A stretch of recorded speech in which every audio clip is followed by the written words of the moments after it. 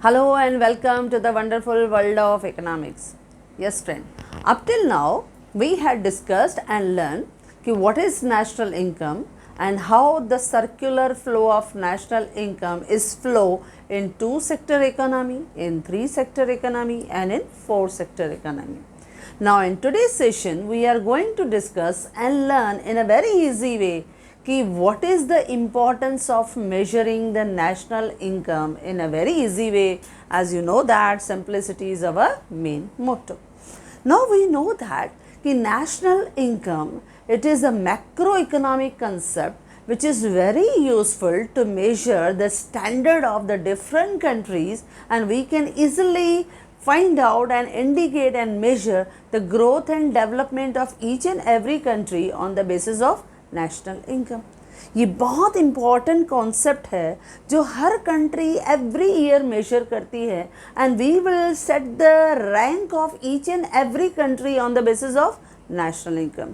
क्योंकि national income जब हम काउंट करते हैं तो उसके साथ साथ we are also calculating per capita income कि उस कंट्री का पर कैपिटा इनकम कितना है, यानी पीसीआई. उसमें हम टोटल नेशनल इनकम को टोटल नंबर ऑफ पॉपुलेशन के साथ डिवाइड करके देते हैं. Beside with that, we also calculate the per capita expenditure यानी PCE, and PCE is more better indicator than PCI क्योंकि per capita expenditure decide your standard of living कि what is your consumption expenditure, how you are maintaining your standard of living.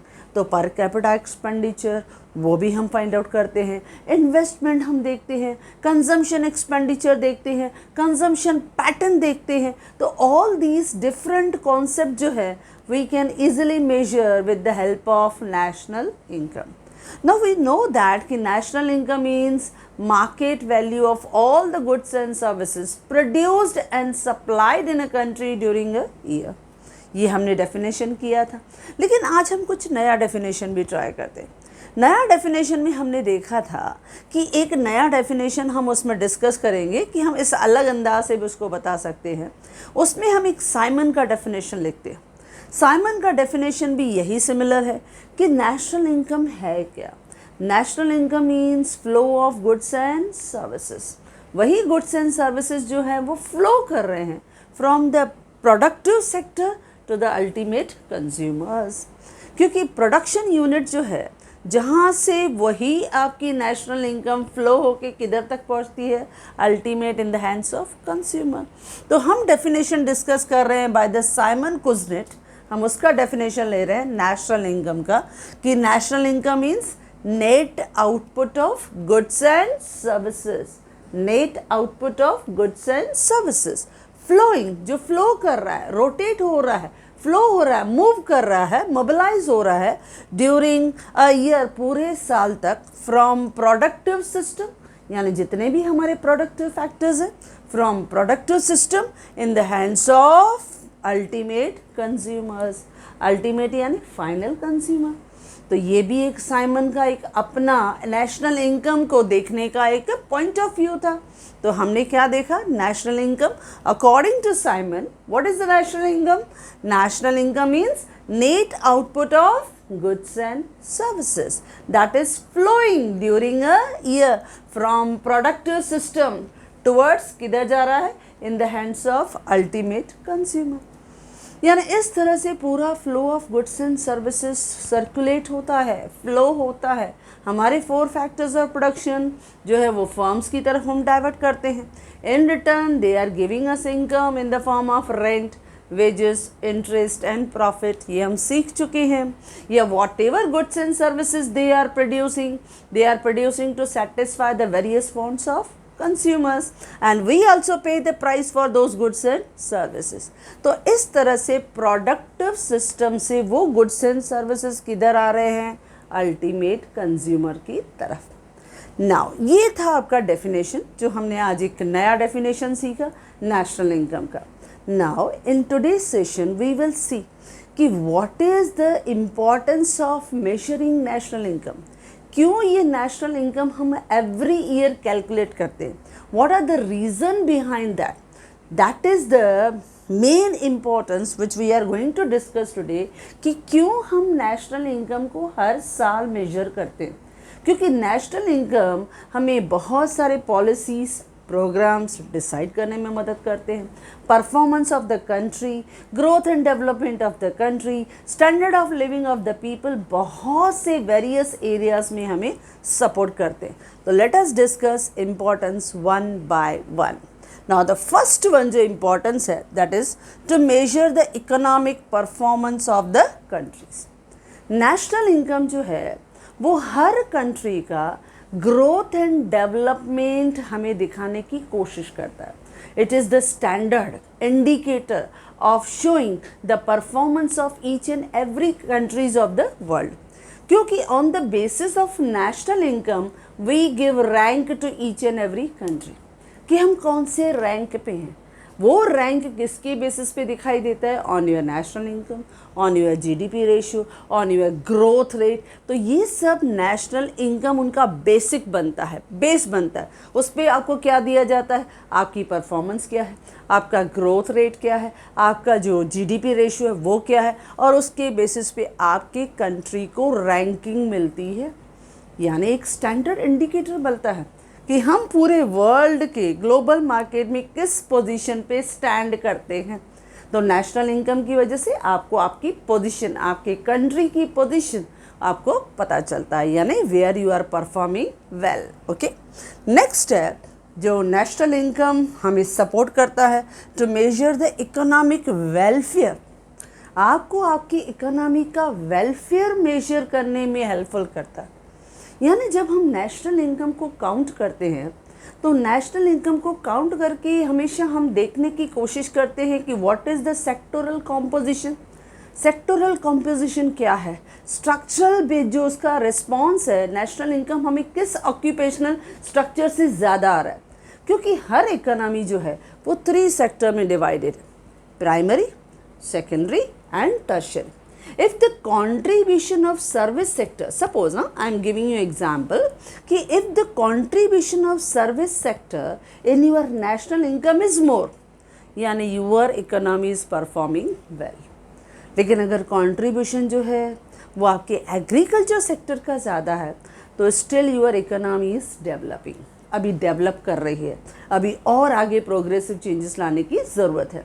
क्योंकि service sector का contribution बढ़ना, industrial sector यानी secondary sector का contribution बढ़ना, उनकी payment बढ़ना, उनकी इनकम लेवल बढ़ना, तो वो जो आपका कंट्रीब्यूशन है यानी आपका ऑक्यूपेशनल, किस ऑक्यूपेशन से आपको ज़्यादा मिल रहा है, किस सेक्टर से आपको ज़्यादा परफॉर्मेंस मिल रहा है. So that is the positive growth जो है उसको मेजर करने में, वेलफेयर मेजर करने में नेशनल इनकम आपको सपोर्ट करता है. जैसे हम देखते हैं डेवलप कंट्रीज़ हैं, यूके है, यूएसए है, ऑस्ट्रेलिया है, कनाडा है, जापान है, जर्मनी है. ऐसे जो कंट्रीज़ हैं उसमें उनका नेशनल इनकम में कंट्रीब्यूशन किसका ज़्यादा रहता है? हमेशा सर्विस सेक्टर का सबसे ज़्यादा रहता है, क्योंकि सर्विस सेक्टर को कहा जाता है engine growth of the economy. तो अगर आपका कंट्रीब्यूशन वो सेक्टर आपको ज़्यादा दे पा रहा है तो बट नेचुरल यानी आपकी इकोनॉमिक वेलफेयर का लेवल इज़ वेरी हाई. यानी इकोनॉमिक वेलफेयर को मेजर करने में भी नेशनल इनकम आपको हेल्प करता है, सपोर्ट करता है. Okay friends, third point, to measure the या to compare the standard of living. अब जब हम नेशनल इनकम काउंट करते हैं यानी लोगों की इनकम काउंट करते हैं, और लोगों की इनकम यानी your per capita income, your per capita expenditure, your consumption expenditure, your investment expenditure, इन सब कंपोनेंट्स को हम ऑब्जर्व करते हैं. यानी we will try to measure जिस कंट्री का पर कैपिटा एक्सपेंडिचर ज़्यादा यानी उनका स्टैंडर्ड ऑफ लिविंग ज़्यादा, क्योंकि they are try to satisfy more and more wants by having the more and more expenditure on various goods and services. तो जब उनका पर कैपिटा एक्सपेंडिचर ज़्यादा, क्योंकि पीसीआई के कंपैरिजन में per capita expenditure is much better indicator, क्योंकि income तो हम अर्न करते हैं लेकिन जब we are spending on various goods and services we maintain our life style, so that will show your higher standard of living. तो national income आपको आपका स्टैंडर्ड ऑफ लिविंग दिखाने में हेल्प करता है। जो आपका इन कंट्री है या जो आपकी कंट्री आपका पर कैपिटा एक्सपेंडिचर ज़्यादा दिखाती है कि we are having more spending capacity, हम लोग ज़्यादा स्पेंड करते हैं, ज़्यादा खर्चा करते हैं, तो अगर वो स्टैंडर्ड हम देखते हैं तो we will come to know the standard of people also, क्योंकि कंजम्पशन एक्सपेंडिचर से you can indirectly estimate the standard of living of that country, कि वहाँ के लोगों का स्टैंडर्ड ऑफ लिविंग क्या होगा। तो इस तरह से आपको स्टैंडर्ड ऑफ लिविंग समझने में भी नेशनल इनकम यूजफुल रहती है। ओके फ्रेंड्स, नेक्स्ट है economic planning and policies. National income से हमारे गवर्नमेंट अथॉरिटीज़ को देश के लिए फ्यूचर प्लानिंग करने में सपोर्ट मिलती है, क्योंकि नेशनल इनकम जो है it will useful for them to decide and determine the future plan of action, कि क्या करना है। क्योंकि अगर आपकी इकोनॉमी ग्रोइंग है, आपकी इकोनॉमी में इंफ्रास्ट्रक्चर बढ़ रहा है, एजुकेशनल रिसोर्सेज बढ़ रहे हैं, हेल्थ मेजर्स बढ़ रहे हैं, तो बट नेचुरल आपके उस हेल्थ मेजर्स को, आपके इंफ्रास्ट्रक्चर्स को और सपोर्ट देना, क्योंकि हम और ग्रो कर सकते हैं। और हर देश का एक टारगेट रहता है to have a very higher growth and development. हर देश चाहता है कि ग्रोथ रेट इंक्रीज़ हो, डेवलपमेंट रेशो इंक्रीज़ हो, और उसके लिए वो प्रोग्राम पॉलिसीज़ बनाता ही रहता है। अच्छा, प्रोग्राम एंड पॉलिसीज़ में they have to spend a huge expenditure, तो वो ह्यूज एक्सपेंडिचर कहाँ से मिलता है गवर्नमेंट को? गवर्नमेंट को रिसोर्सेज मिलेंगे फ्रॉम देयर टैक्सेशन, क्योंकि if we are earning more income we will naturally pay more taxation and the government will raise the more and more revenue, तो government will prepare the planning according to that, क्योंकि short term planning हो या long term planning हो तो government हमेशा बनाती रहती है। और हमारे इंडिया में तो you know that 5 year planning system हमारे पास रहता है। Planning commission, NITI Aayog, they are always making long term planning. तो उस प्लानिंग में उनका बेस क्या होता है? National income. जितना आपका नेशनल इनकम होगा तो गवर्नमेंट विल एस्टिमेट कि what will be their taxation का collection, and according to their taxation का collection they will plan for the future growth and development. तो इसके लिए प्रोग्राम, पॉलिसीज, प्लानिंग, सबके लिए बेस क्या है? नेशनल इनकम, जो गवर्नमेंट को ग्रेटली सपोर्ट करता है। ओके फ्रेंड्स, नेक्स्ट है सेक्टोरल कंट्रीब्यूशन। नेशनल इनकम जो है वो आपको सेक्टोरल कॉम्पोजिशन दिखाने में भी हेल्पफुल करता है। जैसे हमने कहा कि हर इकोनॉमी 3 सेक्टर्स में डिवाइडेड है, और हर कंट्री में जो इनकम है वो तीनों सेक्टर से आती है, कि एग्रीकल्चर है प्राइमरी सेक्टर में आता है, इंडस्ट्रियल सेक्टर है सेकेंडरी में आता है, सर्विस सेक्टर्स हैं वो टर्शरी में आता है। तो we will try to see it कि नेशनल इनकम जो आ रही है वो किस सेक्टर से ज़्यादा आ रही है, प्लस नॉट ओनली किस सेक्टर से ज़्यादा आ रही है, कौन सा फील्ड, कौन सा एरिया ज़्यादा ग्रो कर रहा है। अच्छा, जो ग्रो कर रहा है उसको तो सपोर्ट करना ही है, लेकिन जिनके और बढ़ने के चांसेस है तो गवर्नमेंट उनको भी सपोर्ट करती है, and they will try more efforts to improve their working position. उन प्रोडक्टिव असेट्स को ज़्यादा से ज़्यादा बढ़ाने की कोशिश की जाती है। तो हमेशा नेशनल इनकम में इस तरह के एफर्ट्स हमेशा गवर्नमेंट डालती है कि जो सेक्टोरल जितने भी कंपोजिशन है, कि से फॉर एग्जांपल कि हमने देखा था शुरू में इंडियन इकोनॉमी में एग्रीकल्चर का कंट्रीब्यूशन ज़्यादा था, ओके, लेकिन धीरे धीरे जैसे एजुकेशन बढ़ने लगे, लोग एफिशिएंट और टैलेंटेड एक्सपीरियंस्ड होने लगे, तो लोग ज़्यादा से ज़्यादा इंडस्ट्रीज़ की तरफ डाइवर्ट होने लगे, तो एग्रीकल्चर से कंट्रीब्यूशन कम होने लगा। लेकिन इसका मतलब ये नहीं है कि एग्रीकल्चर को छोड़ देना, क्योंकि majority of population are still living in the backward areas, rural areas, they are still depend on the agriculture for their livelihood। तो उन्हें छोड़ना नहीं है, उनको भी इम्प्रूव करना है ताकि उनकी भी नेशनल इनकम बढ़े। तो एग्रीकल्चर एरियाज़ को भी गवर्नमेंट सपोर्ट करती है, उनके जितने भी एग्रीकल्चर कल्टीवेशन है उनको मिनिमम सपोर्ट प्राइस पे परचेज करती है किसानों से, ताकि उनको भी कोई लॉस नहीं, उनकी भी इनकम बढ़े। क्योंकि any how if there income will increase तो ओवरऑल देश की इनकम बढ़ेगी, कंट्री की इनकम बढ़ेगी। तो इस तरह से सेक्टोरल कंट्रीब्यूशन भी देखा जाता है कि हर सेक्टर को इम्पोर्टेंस देना है। वेयर आर द पॉसिबिलिटीज़ कि we will try to increase the income, कहाँ पे हम इनकम को और बढ़ा सकते हैं, क्योंकि इनकम बढ़ेगा तो कंट्री आगे बढ़ेगी, उसका ग्रोथ रैंक बढ़ेगा, उसका स्टैंडर्ड बढ़ेगा, तो पूरे ग्लोबल इकोनॉमी में our position will be improve. तो ये सब एफर्ट्स हम डालते हैं। ओके, तो इस तरह से नेशनल इनकम जो है, ये मेजरमेंट जो है हर एंगल से हमको सपोर्ट एंड यूजफुल रहती है। नेक्स्ट हम देखते हैं changes in the price level. अब एवरी ईयर जब हम नेशनल इनकम को मेजर करते हैं तो उस नेशनल इनकम में हम एक चीज़ और देखते हैं। Whenever we are calculating the national income, we always calculate the national income at current and constant price. यानी we will try to find out the trend in changes in the price level, कि price level में क्या बदलाव आया है, whether there is a inflationary trend कि deflationary trend है। यानी आपकी इकोनॉमी में प्राइस बढ़ा है तो इन्फ्लेशनरी ट्रेंड है, यानी महंगाई बढ़ी है। And if the price has cut down, demand has cut down, demand कम हो गई है, तो देयर इज़ डिफ्लेशनरी ट्रेंड, यानी रिसेशन है मार्केट में, मंदी है मार्केट में। तो changes in the price level, बहुत से इकोनॉमिस्ट प्राइस इंडेक्स को हमेशा कैलकुलेट करते हैं और इंडेक्स नंबर हमने देखे हैं। प्राइस इंडेक्स नंबर क्या करते हैं, हमेशा मेजर करते हैं, that is changes in the price level between two period, current year and base year, दोनों के बीच में हम कंपैरिजन देखते हैं।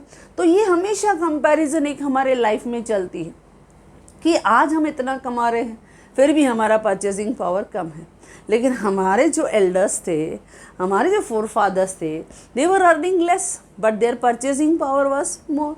तो हम क्या देखते हैं, आजकल इन्फ्लेशन जो है वो बढ़ रही है, प्राइसेस में चेंजेस आ गया है। तो उस प्राइस लेवल को मेजर करने के लिए भी हम लोग नेशनल इनकम को यूज़ करते हैं, क्योंकि इकोनॉमिस्ट ऐसे एस्टीमेट्स को, ऐसी डेटा को हमेशा फोर्थ कमिंग प्लानिंग के लिए यूटिलाइज करते हैं, यूज़फुल करते हैं। अच्छा, इन्फ्लेशनरी ट्रेंड है तो कैसे कंट्रोल करना है, डिफ्लेशन आ गया है, रिसेशन आ गया है, तो कैसे ओवरकम करें, कैसे रिड्यूस करें। Again government will take some initiative to reduce the recession in the economy.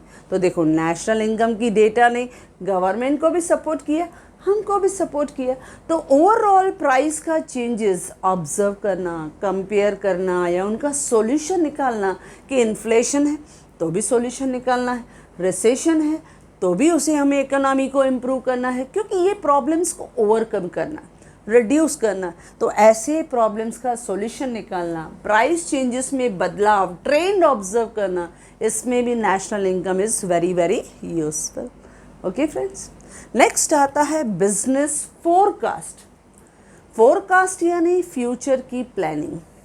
National income से हमेशा आपको बिजनेस फोरकास्ट में भी सपोर्ट मिलती है। अब वो कैसे, क्योंकि when we are considering the national income of each and every country, और आजकल बिजनेस सिर्फ आपके इंडिया तक, आपकी कंट्री तक रिस्ट्रिक्टेड नहीं है। Our business is open to a global economy, we are integrated to open economy, हम पूरे वर्ल्ड इकोनॉमी से जुड़ गए हैं। तो वी विल ऑब्जर्व कि what is the national income of the other country, वहाँ का पर कैपिटा इनकम क्या है, वहाँ का पर कैपिटा एक्सपेंडिचर क्या है, वहाँ के इन्वेस्टमेंट लेवल क्या है, हम हर चीज़ को ऑब्जर्व करते हैं। And according to their choices, according to their preference, according to their fashion, the businessman will follow the strategy.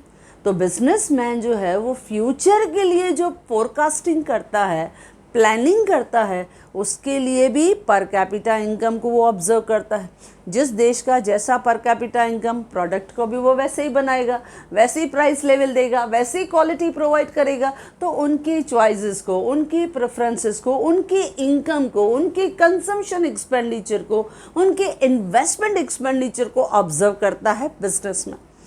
यानी बिजनेसमैन अपनी जब फ्यूचर प्लानिंग को वो डिसाइड करता है, डिटरमाइन करता है, तो भी नेशनल इनकम को फोकस करता है। यानी नेशनल इनकम से रिलेटेड जो ये सब टर्म्स हैं ना, उनको ऑब्जर्व करता है। और उसकी अकॉर्डिंगली, क्योंकि उनकी अकॉर्डिंगली प्लान करेगा तो success is surely he will enjoy. और सक्सेस मिलना हर बिजनेसमैन का मेन ड्रीम होता है, क्योंकि बिजनेस क्यों करते हैं?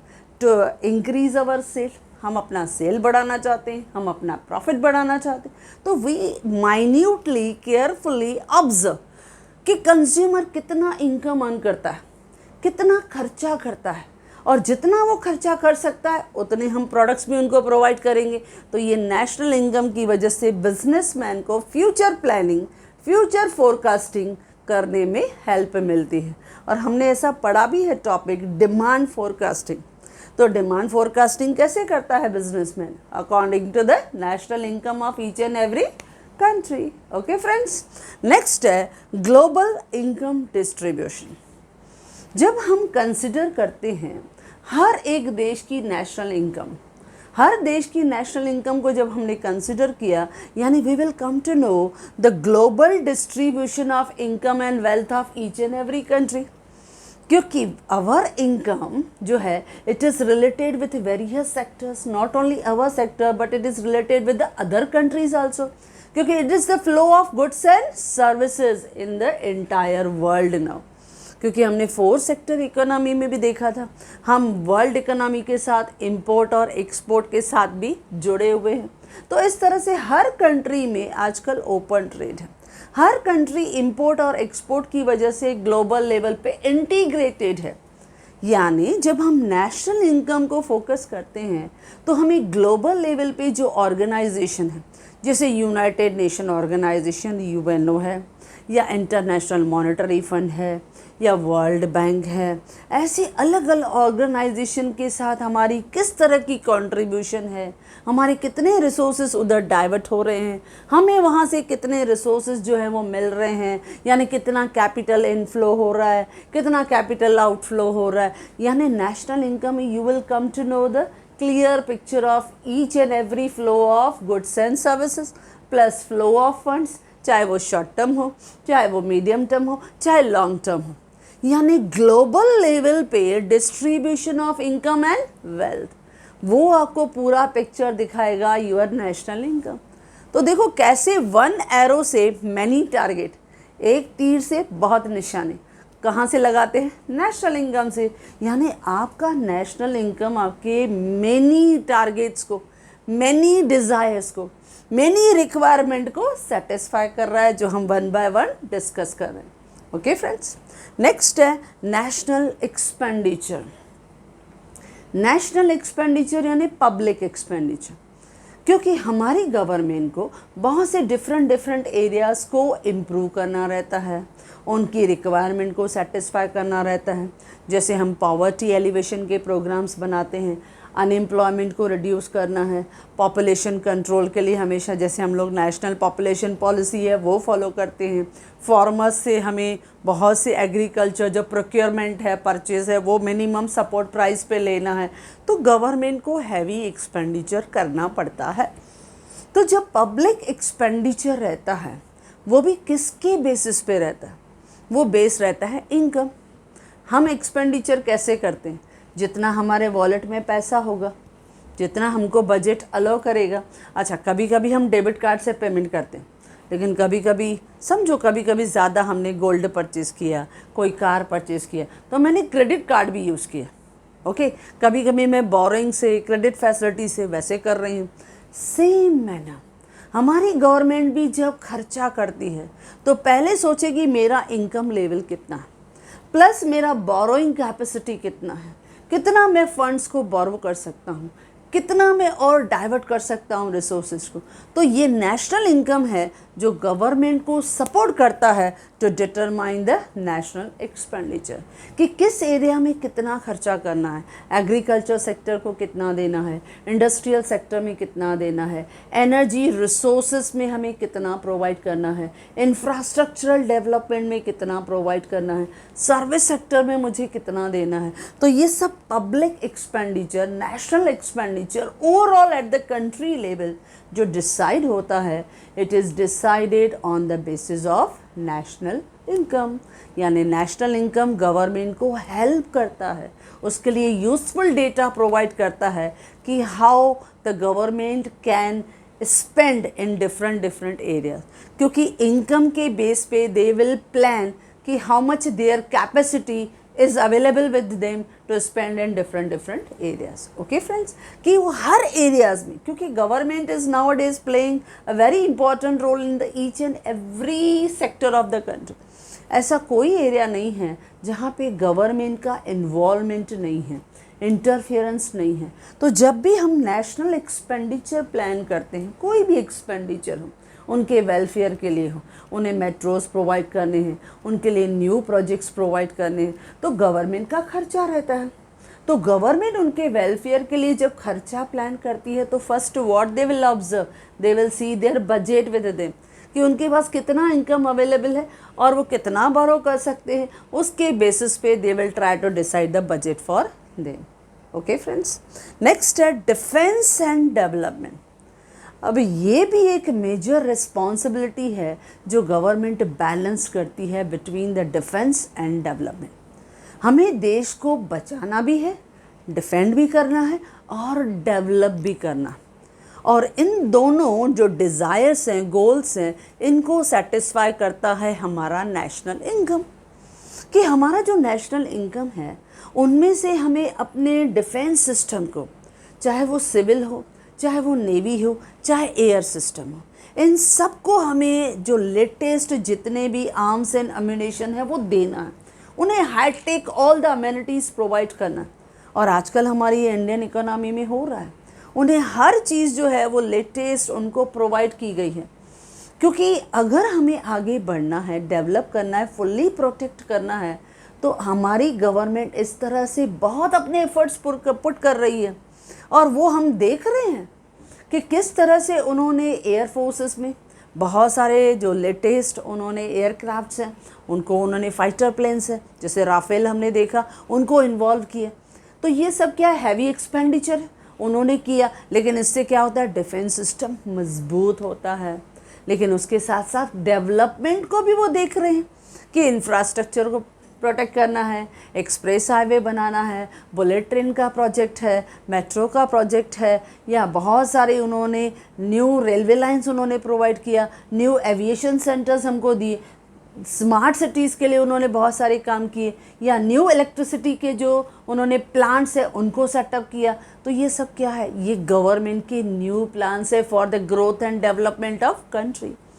तो ये सब करने के पीछे भी उनका मेन कॉज क्या रहता है, कितना देश का नेशनल इनकम, क्योंकि जितना इनकम रहेगा I am ready to spend more for the economy, क्योंकि वही फंड री इंजेक्ट होके हमारे इकोनॉमी में जाते हैं। तो इसके लिए डिफेंस और डेवलपमेंट का जो बैलेंस है, जो इकोनॉमी में गवर्नमेंट मेंटेन करती है, उसका भी बेस क्या है, national income. Okay friends, last है बजटरी पॉलिसीज़। अब हमारी इकोनॉमी में, स्पेशली इंडियन इकोनॉमी में, बजटरी पॉलिसीज़ बनती हैं। जब हम कहते हैं बजट, तो बजट क्या है, एनुअल स्टेटमेंट है ऑफ इनकम एंड एक्सपेंडिचर।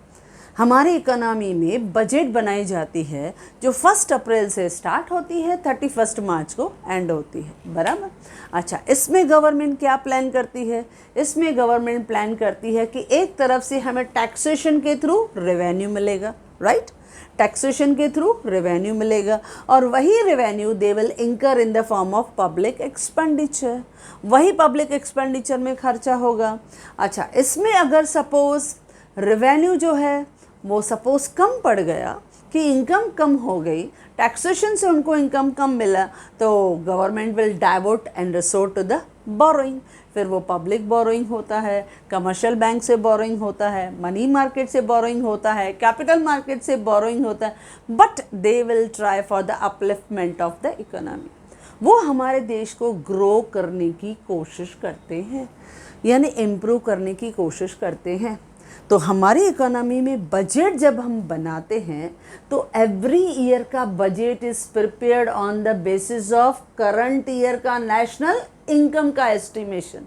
हमने जो करंट ईयर में नेशनल इनकम को एस्टिमेट किया, कैलकुलेट किया, उसके बेसिस पे हम बजट को प्लान करते हैं कि गवर्नमेंट के पास कितनी एस्टिमेटेड रेवेन्यूज़ आएगा, how much revenue will be raised bye them and how that revenue will be spend in the form of public expenditure. तो ये जो पूरा बजट का एस्टिमेशन बनता है, जो एवरी ईयर आप देखते हो कि 1 फरवरी को पार्लियामेंट में बजट को हम लोग अनाउंस करते हैं कि आने वाले करंट ईयर में किस तरह से हम अलग अलग प्लान की तरफ हम अपने फंड्स को डाइवर्ट करेंगे, क्या हमारे जो डेवलपमेंट वेलफेयर के प्रोग्राम्स होंगे, स्कीम्स होंगे, कौन से न्यू प्रोजेक्ट्स को हम लोग लॉन्च करेंगे। तो ये सब बजट में डिसाइड होता है। और बजट किसके ऊपर डिसाइड होता है? बेस्ड होता है नेशनल इनकम के ऊपर। तो इस तरह से हमने किया बहुत से डिफरेंट जो है इम्पोर्टेंस या usefulness of the national income, कि किस तरह से नेशनल इनकम आपको हर एक फील्ड में हेल्प करती है, बिजनेसमैन को, हमें भी, प्लस गवर्नमेंट को भी, एवरी पर्सन को नेशनल इनकम का डेटा और एस्टिमेट उन्हें सपोर्ट करता है। हमने उनके 10-11 पॉइंट्स को डिस्कस किया कि वो मेजर करता है overall entire performance of the countries, कि किस तरह से हमारे नेशनल इनकम के बेस पे हमारे कंट्री को रैंक दिया जाता है, क्योंकि ये एक स्टैंडर्ड इंडिकेटर बन जाता है जिससे हम मेजर करते हैं कि हम कहाँ खड़े हैं। यानी वर्ल्ड की रेस में अगर हम अपने आप को देखना चाहें तो वेयर वी आर स्टैंडिंग, कहाँ खड़े हैं, और वो खड़े रहते हैं on the basis of our income. तो उससे ओवरऑल इकोनॉमिक परफॉर्मेंस पता चलती है। Then to measure the economic welfare, कि हमारी इकोनॉमी में कौन सा सेक्टर बहुत अच्छा परफॉर्म कर रहा है, कौन सी एरिया ज़्यादा परफॉर्म कर रहे हैं। If our service sector is performing well, our secondary sector is performing well, यानी we are having positive approach, हम ग्रोथ की तरफ जा रहे हैं, यानी from developing to develop countries की तरफ जा रहे हैं।